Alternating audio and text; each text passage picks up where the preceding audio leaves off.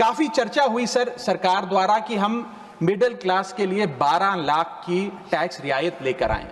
मैं सर बतौर chartered accountant ये बताना चाहता हूं कि ना ही ये टैक्स एग्जेम्पशन है, ना ही ये टैक्स डिडक्शन है, ये एकमात्र टैक्स रिबेट है। इस रिबेट का स्वागत हम सब करते हैं, हम सबको खुशी हुई, लेकिन मैं आपको इन तीनों में फर्क बताना चाहता हूं और ये दिखाना चाहता हूं कि कैसे चोर दरवाजे से इंडियन मिडिल क्लास से अभी भी इनकम टैक्स वसूला जा रहा है। पहली चीज सर, ये इनकम टैक्स एग्जेम्पशन नहीं है।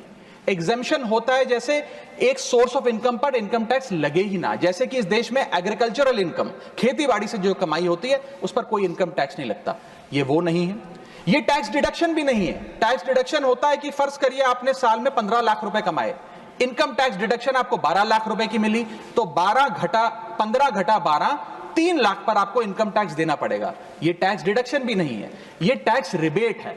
यानी कि 12 लाख तक अगर आपने पैसा कमाया साल में तो आपको इनकम टैक्स नहीं देना, लेकिन जैसे ही 12 लाख से ज्यादा, फर्ज करिए आपने 12 लाख 1,000 रुपए कमाया, तो पूरे 12 लाख 1,000 पे आपके स्लैब अनुसार आपसे इनकम टैक्स वसूला जाएगा। और दूसरी चीज, कैपिटल गेन्स पे, यानी कि अगर आप अपने कोई मकान बेचते हैं, सोना बेचते हैं, इक्विटीज बेचते हैं, शेयर्स बेचते हैं, उस पर जो कैपिटल गेन पे, मुनाफे पे लगता है टैक्स, वो इस 12 लाख की सीमा में नहीं आएगा, उस पे आपको अतिरिक्त टैक्स देना पड़ेगा।